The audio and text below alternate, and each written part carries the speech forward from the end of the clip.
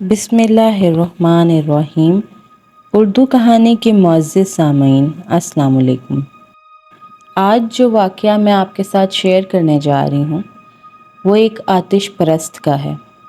اس نے ایسے کون سے 4 سوال ایک بزرگ سے کیے کہ وہ ایمان لے آیا۔ حضرت محمد بن اسلم رحمۃ اللہ کا ایک ہمسایہ آتش پرست تھا اور دوران سفر اس کو ڈاکوؤں نے لوٹ لیا تھا۔ چنانچہ آپ دلجوئی کی غرض سے اس کے یہاں تشریف لے گئے تھے اور وہ بھی آپ کے ساتھ بہت احترام کے ساتھ پیش آیا تھا، مگر وہ زمانہ قحط سالی کا تھا، اس لیے آتش پرست کو خیال ہوا کہ آپ شاید کھانا کھانے آئے ہوں۔ چنانچہ جب اس نے کھانے کا انتظام کرنا چاہا تو آپ نے فرمایا کہ ہم کھانے کی غرض سے نہیں بلکہ دلجوئی کے لیے آئے ہیں۔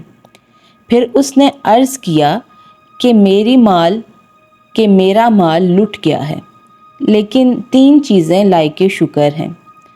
اول یہ کہ دوسروں نے میرا مال لوٹا لیکن میں نے کبھی کسی کا مال غصب نہیں کیا۔ دوم یہ کہ اب بھی میرے پاس نصف دولت باقی ہے۔ سوم یہ کہ میرا مذہب محفوظ رہ گیا ہے۔ یہ سن کر آپ نے پوچھا کہ تم آگ کو کیوں پوجتے ہو؟ اس نے کہا کہ روز محشر جہنم کی آگ سے بھی محفوظ رہوں اور خدا کا قرب بھی حاصل ہو جائے۔ آپ نے فرمایا کہ آگ کی حقیقت تو اتنی سی ہے کہ اگر ایک بچہ اس پر پانی ڈال دے تو بجھ جائے گی، لیکن اس کے علاوہ تم 70 سال سے آگ کو پوجتے ہو، لیکن آج تک اس نے تمہارے ساتھ کیا حسن سلوک کیا جس کی بنیاد پر تم قیامت میں کسی بہتری کی توقع رکھتے ہو؟ آپ کے قول سے متاثر ہو کر اس نے عرض کیا کہ اگر آپ میرے 4 سوالوں کا جواب دے دیں تو میں ایمان لا سکتا ہوں۔ اول، خدا نے مخلوق کو کیوں تخلیق کیا؟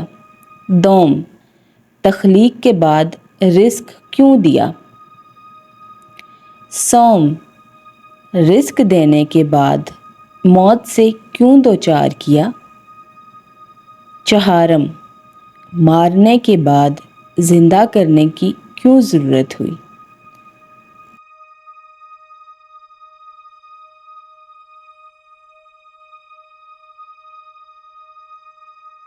آپ نے جواب دیا کہ مخلوق کی تخلیق کا مقصد یہ ہے کہ خالق کی شناخت ہو سکے۔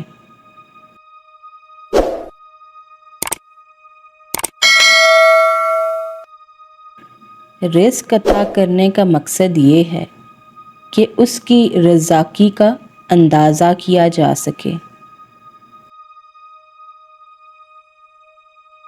اور موت کا مقصد اس کی جباری اور قہاری کا اندازہ کرنا ہے، اور موت کے بعد کی زندگی کا مقصد یہ ہے کہ اس کے قادر ہونے کو تسلیم کیا جا سکے۔ یہ کہہ کر آپ بہت دیر تک آگ میں ہاتھ ڈالے رہے، لیکن آگ آپ کا ہاتھ متاثر نہ کر سکی۔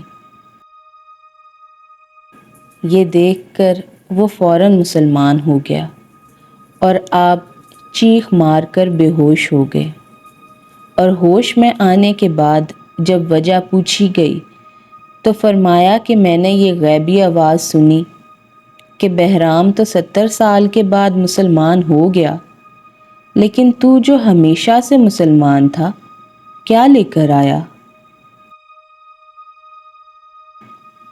کرامات اولیاء، صفحہ نمبر 140 سے 141۔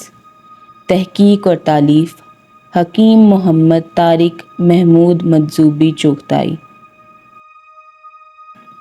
اگر آپ کو یہ کانٹینٹ پسند آیا ہے تو اس کو لائک ضرور کریں، اور اگر آپ چینل پر نئے ہیں تو سبسکرائب ضرور کریں اور بیل آئیکن کو ضرور دبائیے گا۔ انشاءاللہ نیکسٹ کانٹینٹ کے ساتھ حاضر ہوں گی۔ اپنا بہت خیال رکھیے گا اور دعاؤں میں یاد رکھیے گا۔